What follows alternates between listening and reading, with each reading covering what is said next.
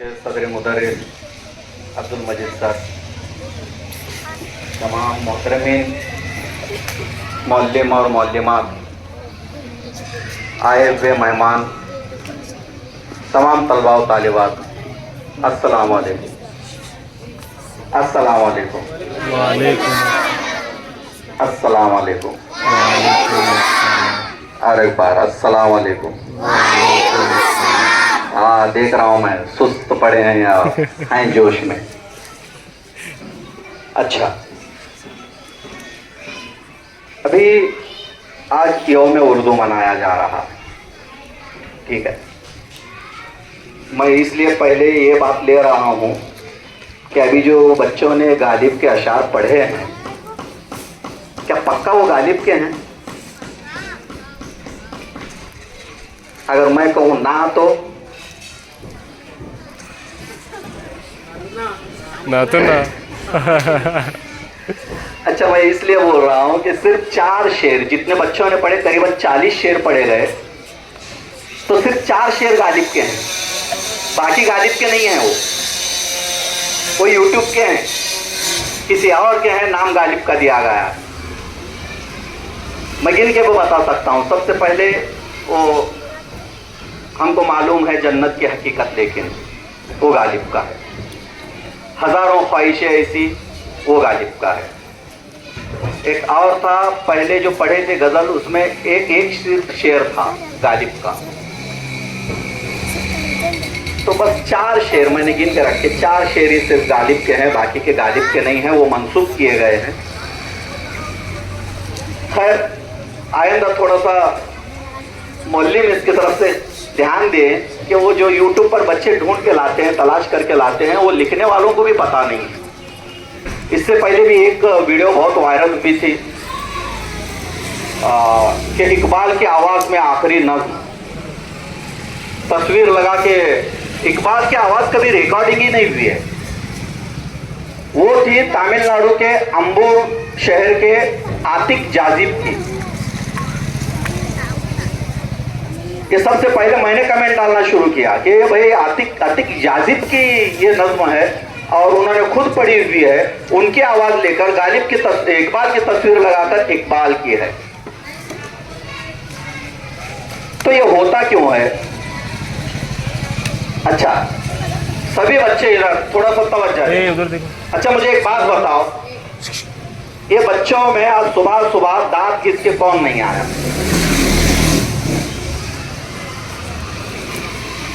सभी दांत घिस के आए? हाथ ऊपर करो, कौन कौन दांत घिस के आए? सभी लोग, गुड। हाथ नीचे। अच्छा, ऐसा कौन है आप में से जो आते वक्त जूते नहीं पहन के आया, भूल के आया? ऐसे ही गड़बड़ हो रही थी, जूते में नहीं पहना और ऐसे ही निकल आया। कौन है?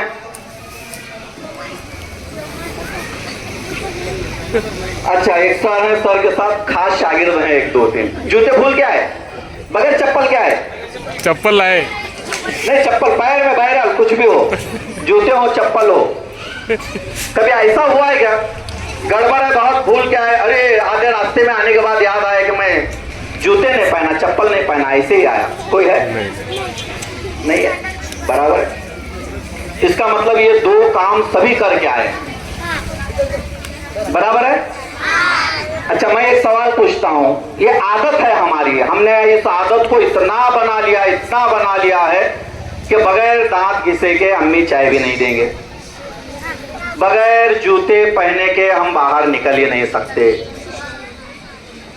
तो ऐसा कोई है कि जो ये बोले कि किताब से मैं 4 लाइन पढ़ के ही निकला हूं घर से? है कोई? मैं किताब में से पढ़ के आया हूं, इंग्लिश के 4 लाइन, उर्दू के 4 लाइन, हिंदी के 4 लाइन और मराठी के 4 लाइन, 4 लाइन पढ़े बगैर मैं घर के बाहर ही नहीं निकलता या निकलती। है कोई? कोई नहीं है? रोजाना पढ़ के निकलते हैं? तालियां बजाओ इनके लिए।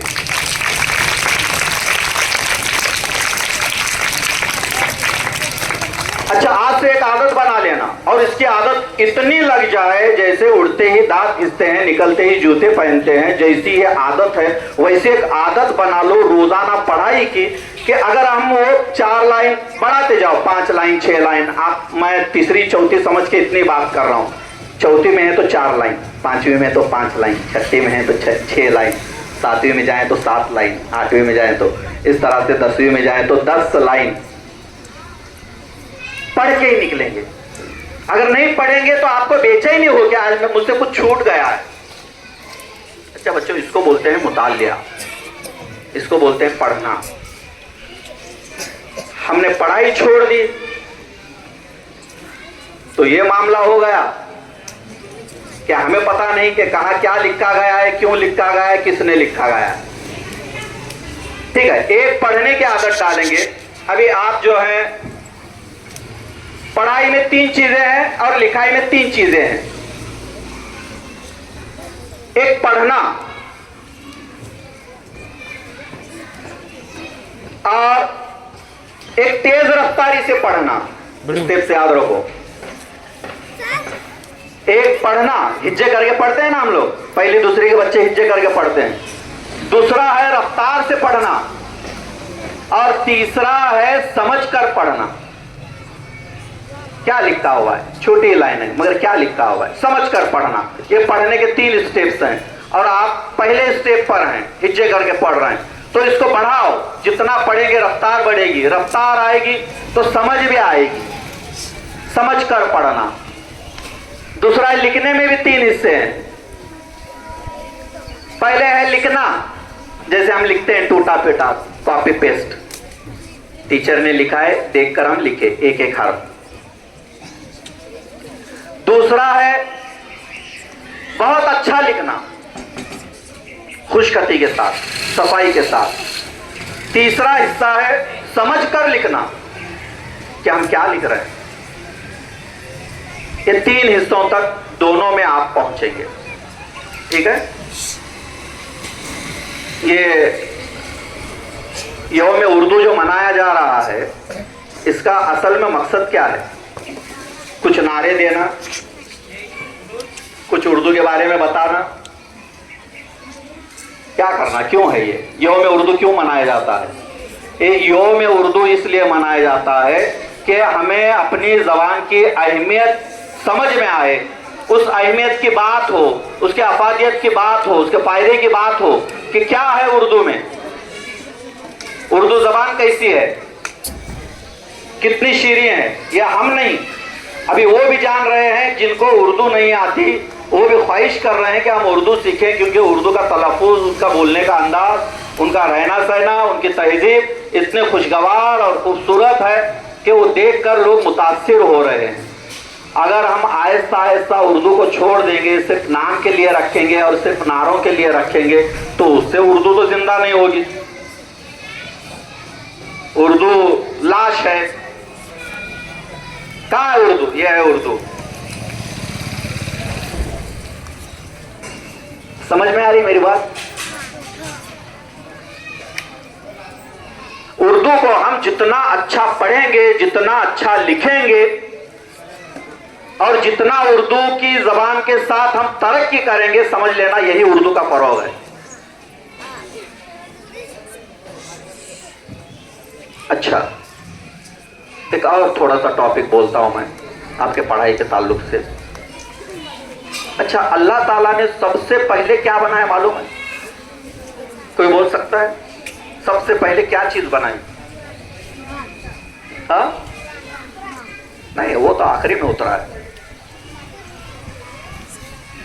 नहीं, उसके पहले भी बहुत था। शैतान तो उससे पहले का है,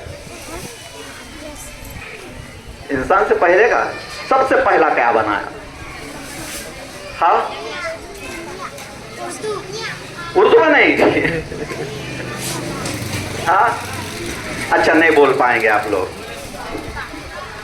आप बोल सकते हैं कोई? सबसे पहले क्या चीज बनी?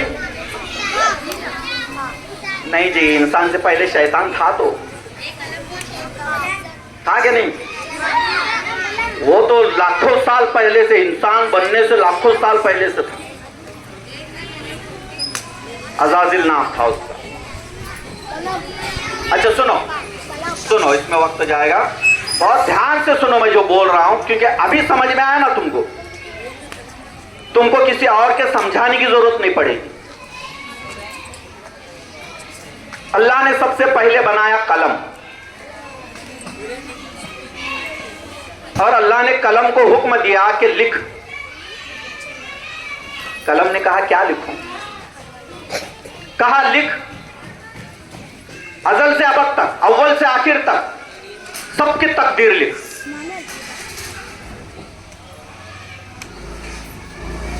सुनो, और एक बार रिपीट कर रहा हूं मैं, ये अहम जुमला है। आज मेरा कुछ सुनो या मत सुनो, मगर ये चीज सुन लिए तो मैं समझता हूं कि मेरा आना कामयाब हुआ, आपका सुनना कामयाब हुआ।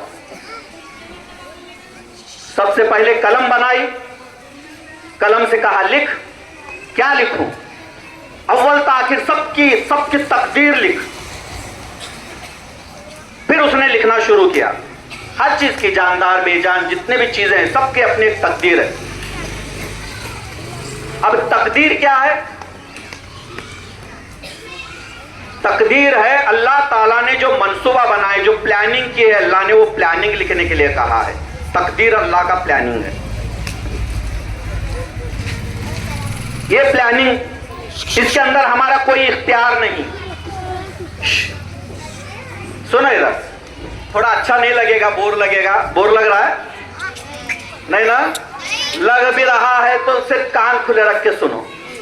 मैं ये आपको अभी के लिए नहीं बोल रहा हूं, बहुत आगे के लिए बोल रहा हूं, मगर ध्यान अब रखना, अमल अभी से शुरू करना, आगे मेरी बात समझ में आएगी। आगे मतलब 5, 7, 8 साल बाद।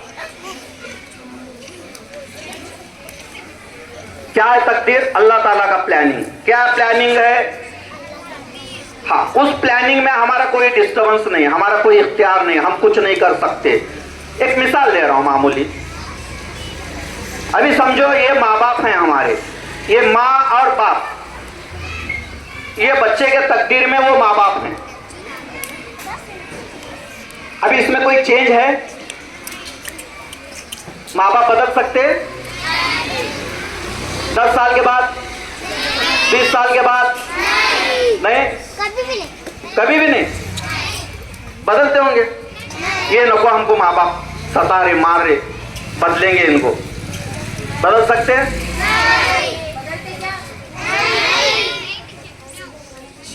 अच्छा, हश्र के मैदान में बदल नहीं क्या? बदल नहीं का? गुड, ठीक है। यहां सता दोगे तो वहां बदल लेना। यह है तकदीर जो बदली नहीं जा सकती, हमारा कोई इख्तियार नहीं। अब सुनो,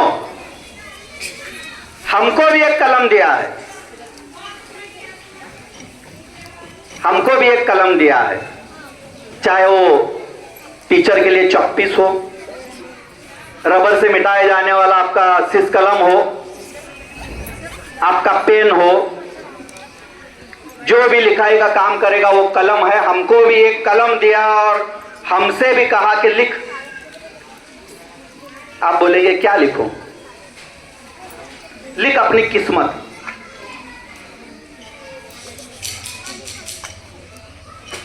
अभी किस्मत क्या है? ये किस्मत है हमारा प्लानिंग, हमारा अपना मंसूबा। हम इससे अपनी तकदीर का किस्मत जो है बना सकते, बिगाड़ भी ले सकते। जिसने कलम को मजबूती से पकड़ा और उसने जितना संवारने की कोशिश की, समझ लेना वो किस्मत संवार रहा है। यह हमारा प्लानिंग है। बाद में जब कलम मिला, हम कुछ कलम से काम नहीं लेते, पेन इधर फेंक दिए, बैग में हम एक गधे का काम कर रहे हैं, बैग लाए यहाँ फेंके, यहाँ से उठाए घर में फेंके, बाकी का खेल कूद में। अभी गधे के सर पर जो है 100 किताबें रखेंगे गधे के पीठ पर, और उसके गले में बोर्ड लगाएंगे 10th पास, तो उसको पढ़ा लिखा कहेंगे? कहेंगे? ये छोटा गधा है, इसके पीठ पर किताबें हैं, इसके गले में बोर्ड है 4थी पास, तो गधा 4थी पास है, होगा? हाँ। इसमें से कई बच्चे रहेंगे जो ऐसा काम कर रहे हैं। वो 1000 किताबें पीठ पर लेकर घूमे 20 साल भी, तो क्या रहेंगे? गधे। गद्दे। गधे। ठीक है, एक कलम जो है हमारा, और इसकी बहुत ज्यादा कद्र करो, इसका बहुत एहतराम करो, इसका बहुत अदब करो, क्योंकि अल्लाह ने कुरान में कलम की कसम खाई है। ये इतना मुकद्दस है, इसका तकद्दुस इतना है। अल्लाह जिसकी कसम खाए, सोचिए उसका मकाम क्या रहेगा। तो वही कलम हमको दिया गया है। हम अपनी जिंदगी को बेहतरीन बनाना चाहते हैं तो बेहतरीन अंदाज में इसका इस्तेमाल करो, यही आपकी किस्मत है। मैं बच्चों से हमेशा कहता हूं कि ये जो किताब है, किताब, ठीक है, कलम का तो हो गया, किताब क्या है? किताब बोले तो किताब है, किताब बोले तो क्या है? नीचे रखो, ऊपर से पढ़ने का नहीं। अच्छा सुनो, किताब क्या है? किताब जो है ये हमारे पर हैं। जैसे परिंदों के पर होते हैं ना, वैसे हमारे ये 2 पर हैं। ये जिसने पर लगा लिए, ये कहां तक भी उड़ सकता है। अभी पर लगा लेना बोले तो पीठ को भंगू लेना, क्या करना उसको? पढ़ना, इतना पढ़ना, इतना पढ़ना, इतना पढ़ना कि वो हमारे पर बन जाए। और वो पर की बुनियाद पर तो आदमी उड़ रहा है। आदमी उड़ रहा है कि नहीं उड़ रहा है? उड़ता कि नहीं उड़ता? नहीं उड़ता, उड़ रहा है। तो चांद पर कैसे गया? फिर रॉकेट किसने बनाया? अल्लाह ने। कैसा बनाया? अल्लाह ने तो इल्म दिया, इंसान बनाया। कैसा बनाया? पढ़ पढ़ के, सोच सोच के बनाया, पढ़ पढ़ के बनाया, सोच सोच के बनाया। अल्लाह ने तो हमको कलम दिया, इल्म दिया और अक्ल सलीम दी। अल्लाह को जितना देना था वो मुकम्मल तौर पर हमको दिया है, लेकिन जिसने इसका इस्तेमाल किया उसको कामयाबी मिली। जो इस्तेमाल नहीं किया वो क्या कर रहा है? इधर उधर घूम रहा है, लोगों को परेशान कर रहा है। तो समझ में आई बात? हमारे जिंदगी में अगर कलम है और किताब है तो समझ लेना हम दुनिया के सबसे खुश नसीब हैं, खुशकिस्मत हैं। हम जैसा चाहे अपनी किस्मत बना सकते हैं। एपीजे अब्दुल कलाम नाम सुने? सुने? इधर पीछे रहते सो, कहाँ रहते? एपीजे अब्दुल कलाम इधर पीछे बाजू रहते ना?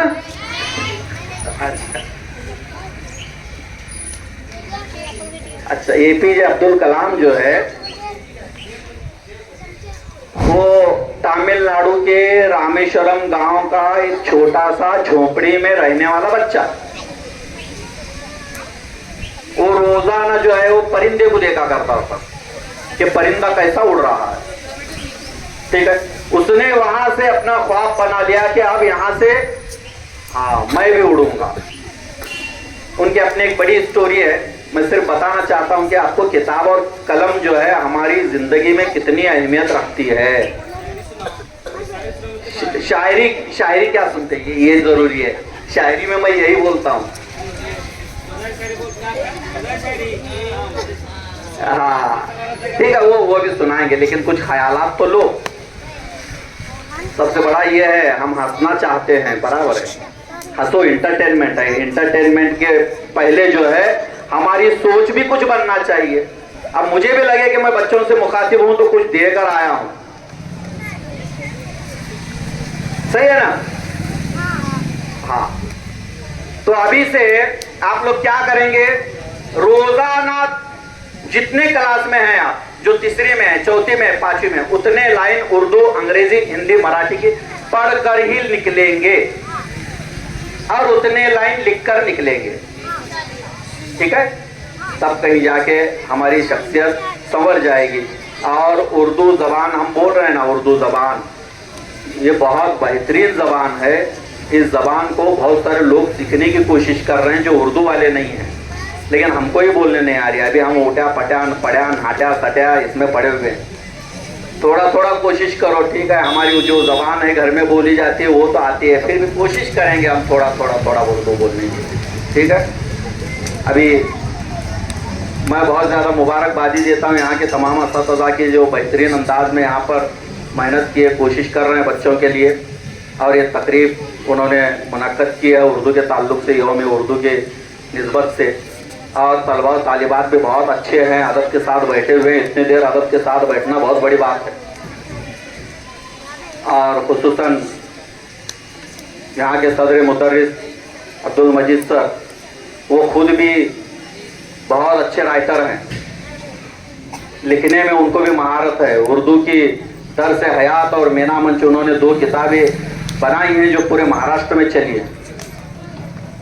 और मेरे लिए बहुत अच्छा लगा ये भी कि यहाँ 2 आपके खुद सदर मुदर्रिस और हमारे नाजिमा मैडम, क्या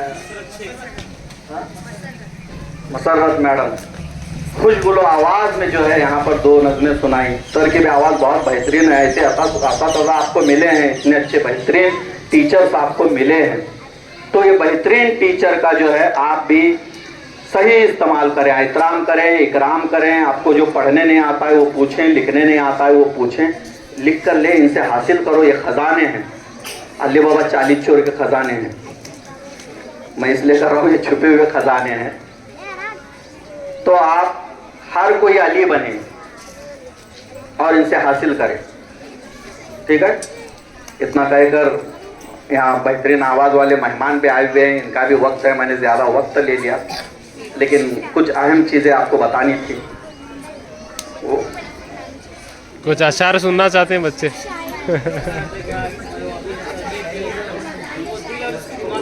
ओ शायरी